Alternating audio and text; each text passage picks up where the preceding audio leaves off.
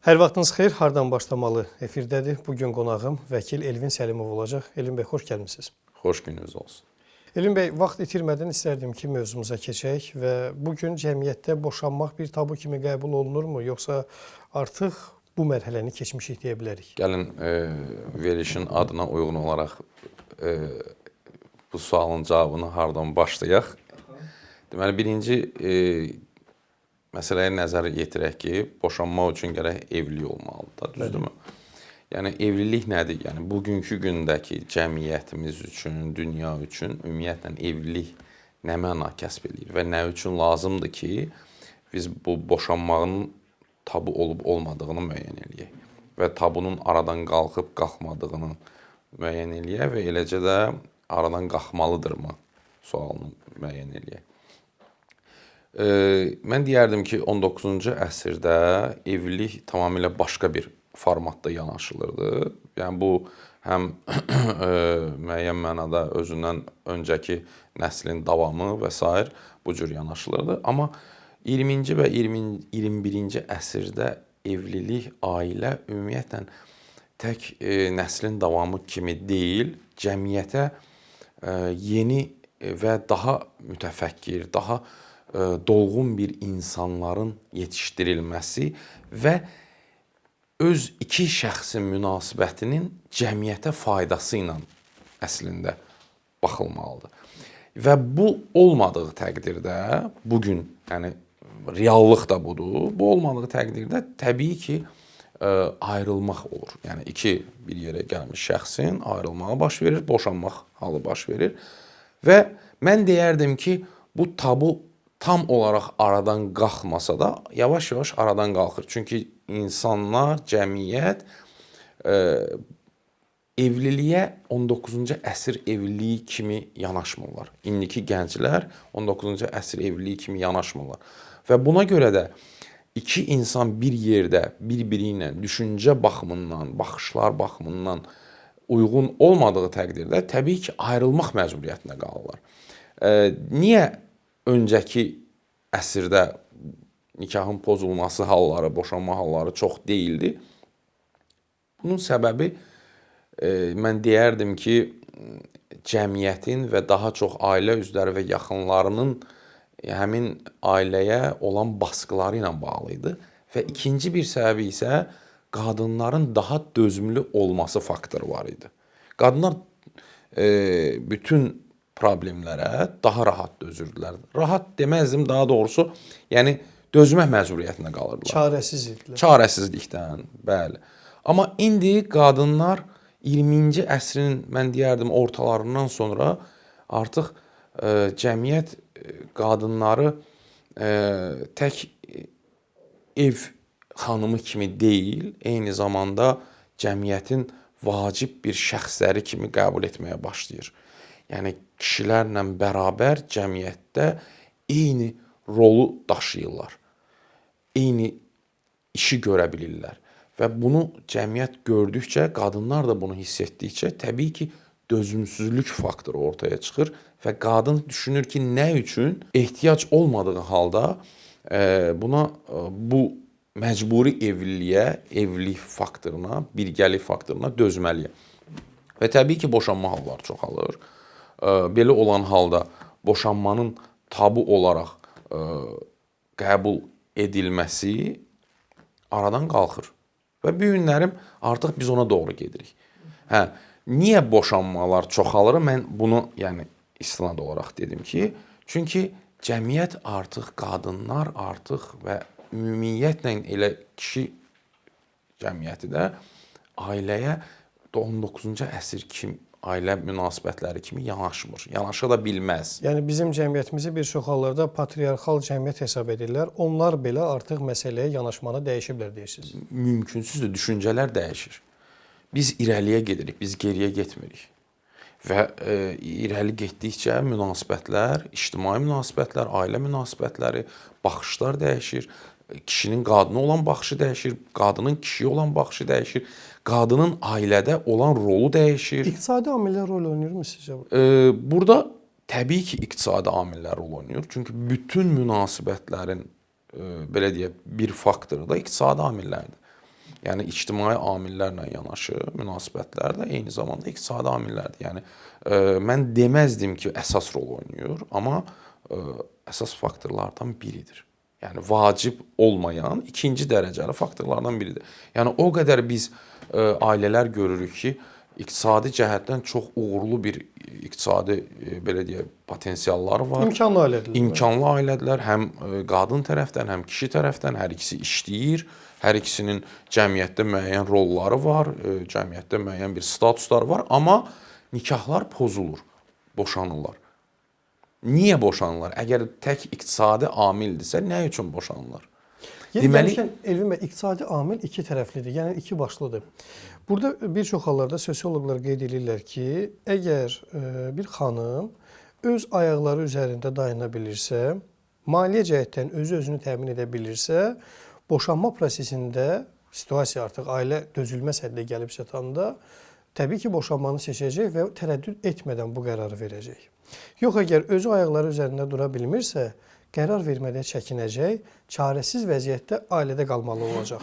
Digər tərəf, bəy, yəni evin kişisi ailəni maddi cəhətdən təmin edə bilmir, xanım artıq o ailədə qalmaq ehtiyacı duymur.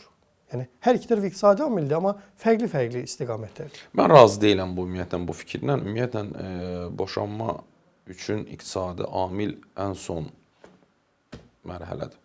Yəni mən belə düşünürəm, çünki bayaq dediyim kimi, yəni həm təcrübəmizdə olub ki, kişi kifayət qədər yüksək gəlirli şəxsdir, qadın heç bir yerdə işləmir, amma buna baxmayaraq qadın boşanır. Yəni ilk öncə düşüncələrdir, baxışlardır, insanların bir-biri ilə, yəni insan qarşılıqlı olaraq bir-birini seçibsə, könüllü olaraq seçibsə, onların baxışları eyni olmalıdır. Həyata baxışları eyni olmalıdır, düşüncələri eyni olmalıdır ki, onlar bu yolu davam etsinlər.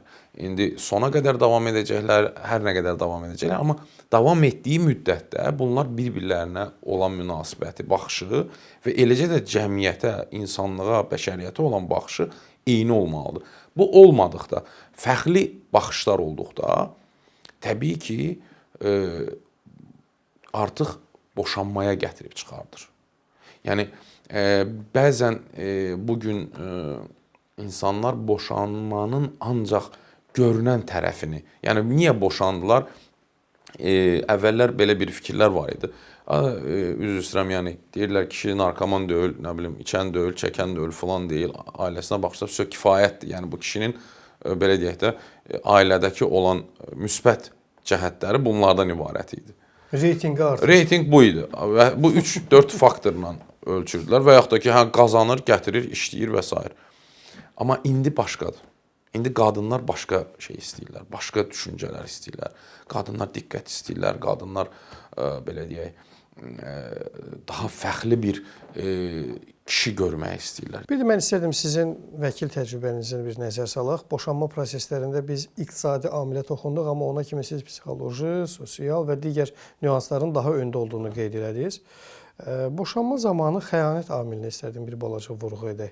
Sizin təcrübənizə, eyni zamanda həmkarlarınızın təcrübələrinə əsaslanaraq boşanma proseslərində xəyanət amili nə dərəcədə rol oynayır? Bunu etiraf edən olurmu? Xəyanət amili, baxaq iki tərəfdən baxaq. Kişinin ailəyə, yəni öz həyat yoldaşına xəyanətinə və eyni zamanda qadının öz həyat yoldaşı, ərinə, xəyanətinə. Mən deyərdim ki, bu amil kişi tərəfindən edildikdə, yəni kişi tərəfindən xəyanət edildikdə, qadın bunu çox da önə çəkmir. Baxın, təcrübələrimdən irəli gələrək belə bir fikir səsləndirmək istəyirəm ki, qadınların nikahın pozulması ilə bağlı iddia verdikdə, əsasən kişinin onlara düzgün münasibət bəsləmədiyi, ailəyə düzgün münasibət bəsləmədiyi və düşüncələrin fərqli olduğu önə çəkilir. Xəyanət 3-cü, 5-ci dərəcədə olur, hətta deyərdim, ən axırıncı dərəcədə olur. Amma kişi tərəfdən boşanma olanda deyərdim ki, kişilərin nikahın pozulması ilə bağlı addım atmaqları çox az olur indiki halda. Nə üçün? Çünki kişilər əslində bayaq bir fikir söylədiniz ki, patriarxal cəmiyyət məsələsi. Biz həqiqətən də hələ kişilər bu düşüncədəyik ki, kişi daha üstündür, daha yumruq məsələsi var. Son söz kişinin. Son söz kişinindir. Kişinin dediyindən arvad çıxmamalıdır falan. Yəni arvad dedikdə, yəni qanuna əsasən deyirəm, ər-arvad münasibətlərindən. Və kişilər üçün rahatdır müəyyən mənada. Kişi xəyanət də etsə, gəzsə, tozsa, nə bilim öz işləri ilə məşğul olsa, dostlar, yoldaşlar, yəni sosial həyatını yaşasa, qadın da buna dözsə, təbii ki, kişi boşanmayacaq. Nə üçün də boşansın?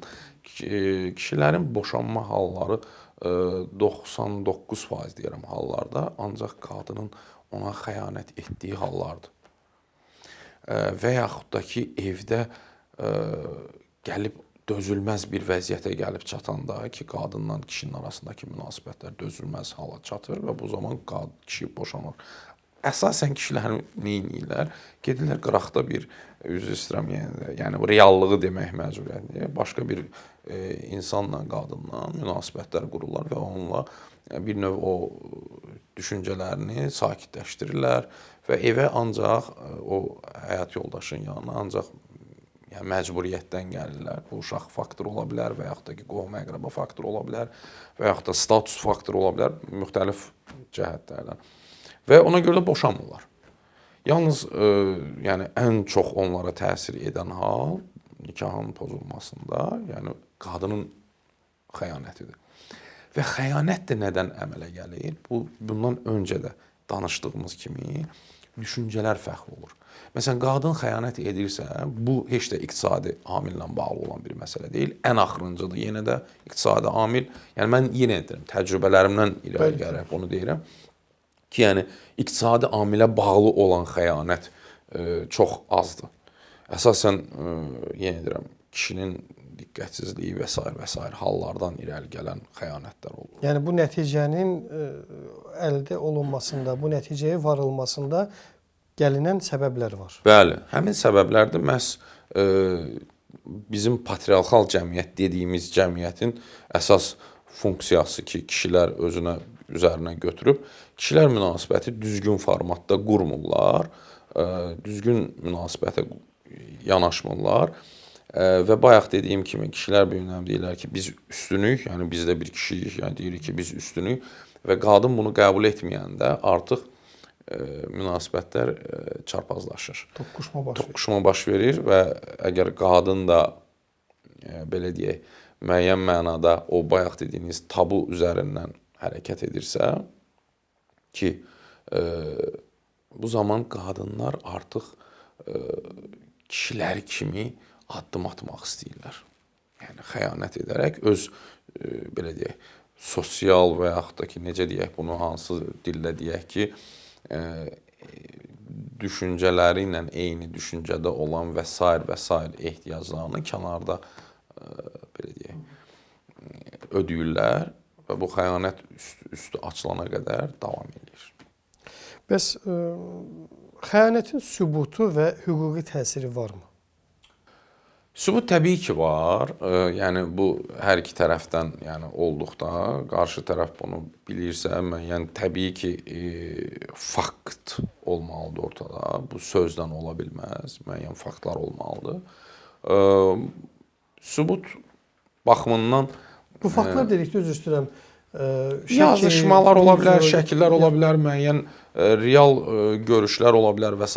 bu şeylər ola bilər ki, onlar da sübut sayılır təbii ki. Amma hüquqi baxımından, yəni nikahın pozulmasına, boşanma prosesinə təsiri varmı? Mən deyərdim ki, yoxdur. Çünki qanunvericiliyimiz, ailə qanunvericiliyimiz bu məsələyə ümumiyyətlə daha bəşəri yanaşır deyərdim. Yəni qanunvericiliyimiz xəyanəti tanımır? Xəyanəti tanımır dedikdə ona hər hansı bir üstünlük vermir. Yəni çünki qanun deyir ki, əgər tərəflərin nikahı, yəni evliliyi könüllü olmalıdır. könüllü o demək ki, hər ikisi bu evlilikdə qalmağa razılıq verməlidir və davam etməlidir. Əgər tərəfin biri bundan imtina edirsə, istəmirsə bu evliliyi davam etdirmək, bununla bağlı müvafiq addımlar atır. Burada xəyanət faktorudur, xarakterlərin uyğunsuzluğudur, iqtisadi vəziyyətdir və s. və s. Bu artıq məhkəmə üçün önəm daşımır. Bu önəm daşımır. Yəni sırf nikahın pozulması ilə bağlı önəm daşımır. Amma ümumi proseslərdə, yəni bu münasibətlər baxımından mən deyərdim ki, kişilər tərəfindən baş verdiyi halda elə də yəni heç bir rol oynamır. Tamamilə rol oynamır. Məhkəmədə boşanma prosesindən gedir Tamamilə rol söhbət. oynamır. Kişilərin xəyanəti sübuta yetirilir. Ümumiyyətlə, kişilər etiraf edirlərmi çox vaxt ki, bəli, mən xəyanət etmişəm? Baxın, mən bir şey deyim. Bayaq da bir fikir səsləndirdim ki, qadınlar bu fakta ən sonda müraciət edirlər. Yəni, müəyyən amilləri, məsələn, ya vəkilə, ya məhkəmədə səsləndirirlər. Heç o amil ən sonda diqqətə çatdırılır. Bəlkə də çox vaxtı diqqətə çatdırılmır. Niyə? Çünki cəmiyyətimiz belə qəbul edir ki, kişi gəzər də. Düzdürmü? Yəni, reallıq, yəni cəmiyyətdə formalaşan bir fikir var ki, kişi gəzər də. Hətta indiki dövrdə belə bir yanaşma var ki, yəni dilə də gətirirlər. Hətta bunu böyük auditoriyaların önündə, böyük auditoriyaların izlədiyi platformalarda da belə bir fikir səslənir ki, indi elə bir dövrə gəlmişik ki, kişinin qadınla xəyanəti şükürlüdür. Kişinin kişi ilə xəyanətindən qorxmaq lazımdır. Təbii ki, hər ikisi də yanlış fikirdir. Əlbəttə ki. Yanaşma da, bu da cəmiyyətə zərərli mesajların ötürülməsidir. Biz isə çalışırıq ki, cəmiyyətə faydalı mesajları ötürək. Mən istərdim yerindən qayıdaq həmin o məhkəmə prosesinə. Siz dediniz ki, kişilərin xəyanəti faktında bu proses ən son mərhələdə və bəlkə də elə bir vəziyyət yaranır ki, çarəsizlikdən dilə gətirilir artıq. Halbuki vəkil bunu öncədən bilir. Vəkilə, necə deyirlər, müraciət edən şəxs bunu qeyd edir. Amma qadınların xəyanətində necə? Bax, gəldik yenə o fikrimizə ki, kişilər, yəni siz də, biz də hamımız efirləri izləyirik. Bir çox sosial layihələrdə biz bunu görürük. Düzdür, mən bunu qətiyyən bəyənmirəm. Kimsə gəlib öz ailə sirrini, ailə məsələlərini milyonların qarşısında müzakirə etmək və həmin o müzakirədə kimlərinsə fikir bildirməsi. Burada artıq mən deyərdim ki, ego üzə çıxır. Yəni, və bir növ bununla öz acığını soyutmaq istəyir həmin qarşı tərəfə. Və bəli, məhkəmədə də bu faktı daha çox qabardırlar. Daha çox qabardırlar. Yəni, mən indiyə qədər təcrübəmdə belə bir hala rast gəlməmişəm ki, kişi gəlsin, nikahın pozulması ilə bağlı iddia qaldırsın və desin ki, arvad yemək pişirmir, arvad paltarlarımı yumur, ona görə də mən boşanıram. Yəni, belə bir, mən rastlaşmamışam. Yəni, 13 illik vəkillik fəaliyyətimdə mən belə bir halına rastlaşmamışam ki, yəni, arvad mən paltarımı yumur, ona görə mən bundan boşanıram. Amma xəyanət faktoru varsa? Dərhal. Və məhkəmədə də onu səsləndirirlər. Hətta deyirlər vəkilə ki, siz bu faktı iddianızda göstərin. Məhkəmədə bunu səsləndirin. Hətta sübutları təqdim edirlər ki, bunu məhkəmədə təqdim edin. Nəticəsi nə olur bəs? Boşanma prosesindən savayı. Təbii ki, məhkəmə üçün bunun bir önəmi yoxdur. Bir daha deyirəm, hüquq üçün önəmi yoxdur. Yəni, istəmirsən, boşanırsan. Yəni, bitdi. Yəni, məhkəmə üçün hansı faktdan irəli gələrək boşanmağın önəmi yoxdur. Gəldi ki, əgər nikah pozularkən belə deyək, araşdırılan məqamlar var ki, biri əmlak münasibətləridir və biri də nikah zamanı əgər övladları varsa, nikah yetkin yaşına çatmayan, həmin yetkin yaşına çatmayan şəxslərin, uşaqların kimin yanında qalması ilə bağlıdırsa, yəni sırf bu xəyanətin olması, yəni nəzərə alaq ki, xəyanət ər və arvad arasında olur, uşaqlarla bağlı münasibətdə deyil. Yəni ana xəyanət edibsə, ata iddia edir ki, uşaqları anadan alın, verin mənə, Bunu isə qanunvericiliklə hüquq deyir ki, bir balaca gözləməlisən. Bəli. Burada deyir gözləməlisən. Yəni bunu mən biraz sadə formatda izah etmək istəyirəm ki, çox da biz hüquqa girəndə insanlar deyir ki, hə, şu hüquq başqadır, yəni cəmiyyət başqadır, reallıq başqadır, fakt başqadır. Burada xəyanət edən şəxs əgər öz ailəsinə, daha doğrusu övladlarına münasibətdə hər şey yaxşıdırsa, münasibətlər gözəldirsə, uşaqlara baxırsa, uşaqlarla münasibətləri əladırsa, bu zaman təbii ki, məhkəmə bunu nəzərə almayacaq. Yəni siz dediyiniz faktdır ki, ata desin ki, uşağı mənə verməlisiniz, çünki ana mənə xəyanət edib. Belə deyək də, bir söz var deyib, birini ağlayanda o birisinə də bir baxmaq lazımdır. Yəni o zaman demək lazımdır, sən xəyanət etməmisənmi? Sənin xəyanətin tutulmayıb. Yaxşı, ona necə münasibət bəsləsin? Çoxmu olur belə proseslər? Çox olub, əlbəttə ki, çox olub. Yəni, burada yalnız deyərdim ki, ər-arvad arasındakı olan münasibətlərdir. Yəni, bunun hüquqa hər hansı bir aidiyyatı yoxdur. Bəs nə zaman ananın xəyanətində, yəni qadının xəyanət prosesində məhkəmə uşağı anadan ala bilər? Burada tək xəyanət, yəni arvadın ərə olan xəyanəti tək olaraq rol oynamır. Burada bir çox faktorlar var və bunlar hamısı individualdır. Yəni, hər bir münasibətə, hər bir işə münasibətdə araşdırılan məqamlardır. Yəni, iddia edirsənsə, uşaqlara münasibətdə iddia etməlisən. Yəni, ümumiyyətlə bizim qanunvericilik, mən deyərdim ki, çox gözəl tərtib olunub və çox gözəl də nizamlanır. Nəyə əsasən bunu qeyd edirsiniz? İzah etmək istəyirəm. Bizim qanunvericiliyimiz nikah münasibətlərində uşaq faktoru varsa, uşaqların mənafeyini önə çəkir.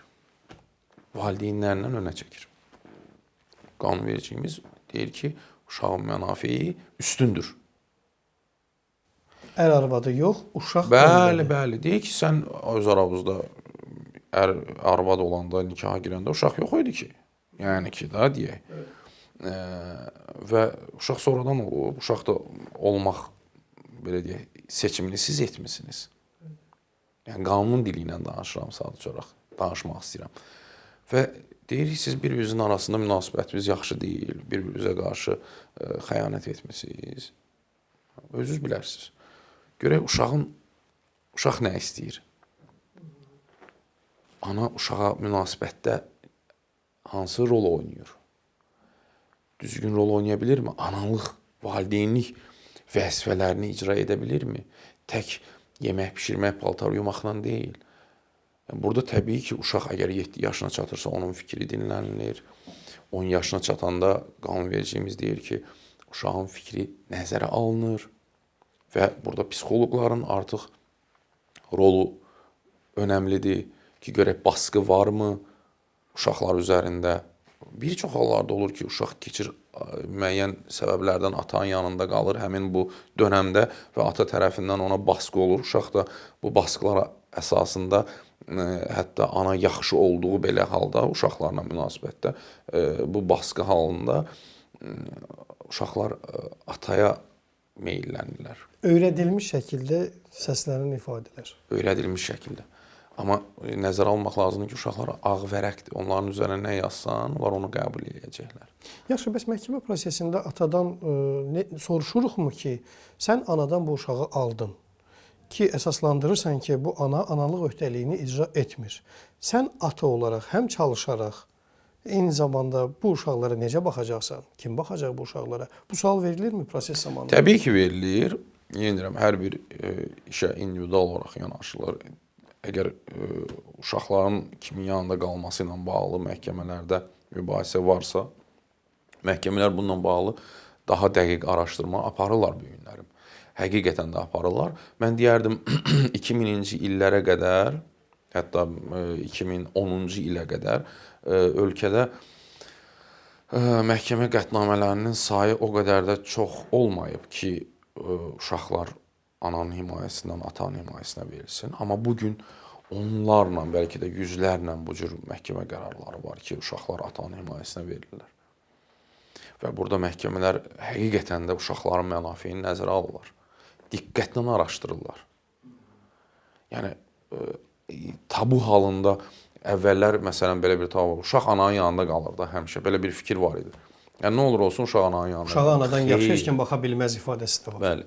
Amma bu günlərim cəmiyyət inkişaf etdikcə, bayaq dediyim kimi qadınların cəmiyyətdə rolu artdıqca və qadınlar cəmiyyətə inteqrasiyası belə deyək, sürətləndikcə burada uşaq faktoru da, yəni övlad faktoru da bir növ biraz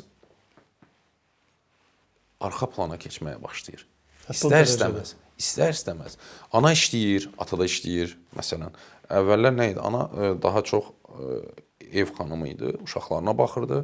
Ata işləyirdi, evə baxırdı. Evdar xanım ifadəsi də var. Evdar xanım məsələsi. Çox hallarda müraciətlərdə, o kağızlarda da o qeyd olunur. Bəli. Amma bugün artıq xanımlar, qadınlar müəyyən bir peşəyə sahib olurlar və o peşəni düzgün formada işlədirlər. Cəmiyyətimizə böyük xeyir verirlər. Yəni görürük ki, qadınlarımız bugünkü gündə kişilərlə bərabər şəkildə çalışırlar və öz cəmiyyətdə rollarını göstərirlər. Qadın, belə deyək, ictimai xadimlərimiz var. Çox. Düzdürmü?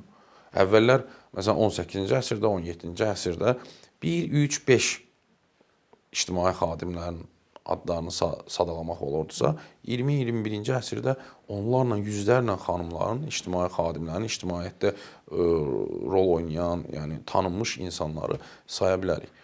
Və təbii ki, təbii hal olaraq uşaqlar da bu zaman artıq əvvəlki qadınla, ana ilə uşaq münasibətlərini dəyişməli olur. Və məhkəmələr də bunu nəzərə alır.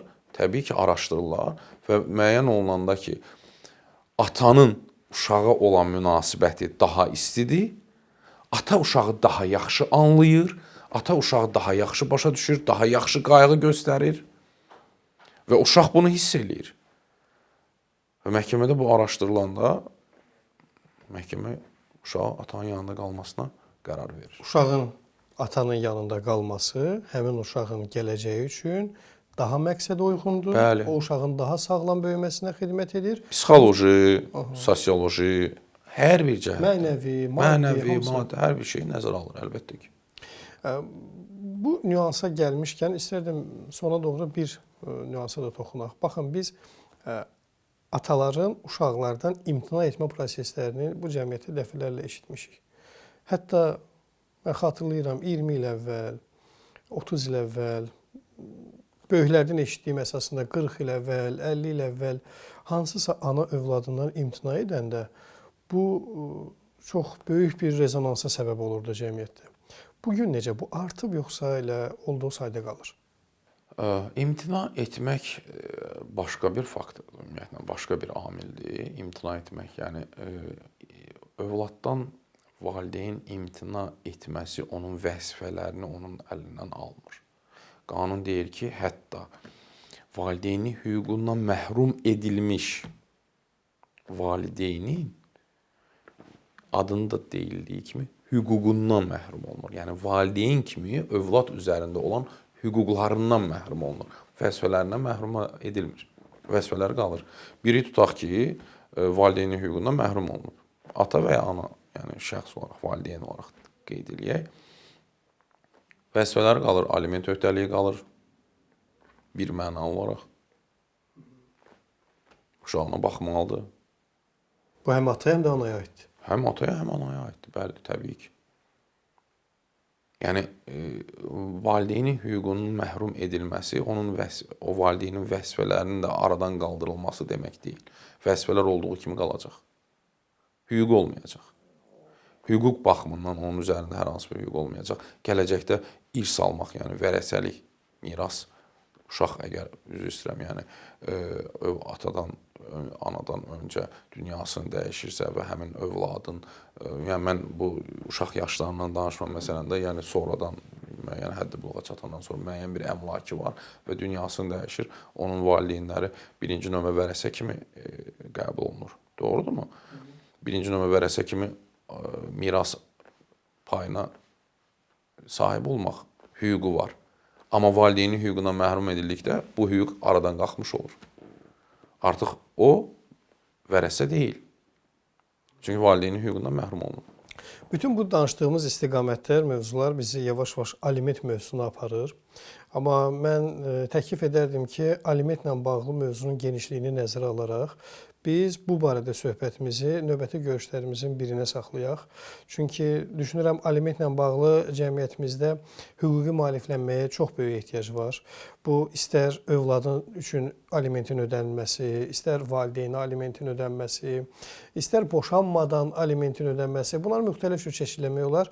Ona görə təklif edirəm ki, biz növbəti görüşümüzdə alimentlə bağlı daha geniş söhbət edərik. İndi isə bizim necə deyirlər, həm boşanma ilə bağlı, həm boşanmada xəyanət amili bu istiqamətdə danışdıq. Sonda əlavələriniz və xüsusi qeydləriniz varsa buyurun.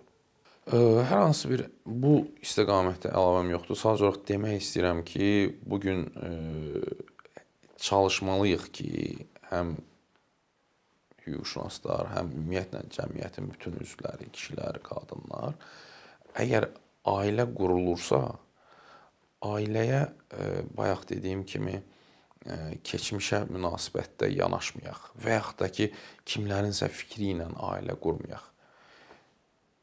İlk öncə düşüncələrimizi uyğunlaşdıraq. Onunla bir yerdə həqiqətən də cəmiyyət qurmaq istəyirikmi, qura bilərikmi sualını özümüzə verək və bu sualın cavabı müsbət olduğu halda o ailəni quraq. Yoxsa ki, kimsə desin ki, filan kəs toy elədi, evləndi, filan kəs ərə getdi və yaxud da ailə qurdu, tabusu ilə ailə qurmağa ehtiyac yoxdur. Yəni, ona görə də bugünkü gündə boşanmaların sayı günü-gündən çoxalır və bu da normaldır və belə də olmalıdır. Nə qədər ki, o sual verilməyəcək. Bəli. Təşəkkür edirik Elvin bəy, minnətdarıq sizə. Biz sizinlə yenidən görüşəcəyik. Belə dostlar, harda başlamalının növbəti buraxışının sonuna gəldik. Qonağım vəkil Elvin Səlimov idi. Növbəti buraxışda görüşəcəyik. Hələlik.